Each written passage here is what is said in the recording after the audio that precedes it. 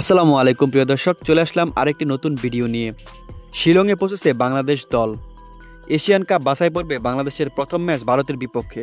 তাদের বিপক্ষে away match খেলতে বৃহস্পতিবার 20 মার্চ বিকেলে শিলংয়ে পৌঁছেছে বাংলাদেশ দল। এর আগে সকাল 9টায় কলকাতার উদ্দেশ্যে দেশ ছাড়ে লাল সবুজের প্রতিনিধিরা। কলকাতায় কয়েক ঘন্টা যাত্রা বিরতির পর আরেক ফ্লাইটে স্থানীয় সময় বিকেল 4টায় শিলং বিমানবন্দরে পৌঁছায় বাংলাদেশ দল। সেখান থেকে টিম হোটেলের উদ্দেশ্যে রওনা হয়েছেন জামাল হামজারা।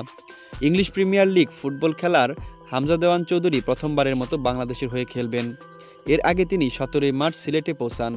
নিজ জেলা হবিগঞ্জে এক রাত কাটিয়ে 18 মার্চ রাতে ঢাকায় চলে আসেন। গতকাল আনুষ্ঠানিক সংবাদ সম্মেলন ও রাতে এক সেশন অনুযায়ী অনুশীলন করে সকালে দলের সঙ্গে ভারতের উদ্দেশ্যে রওনা হন।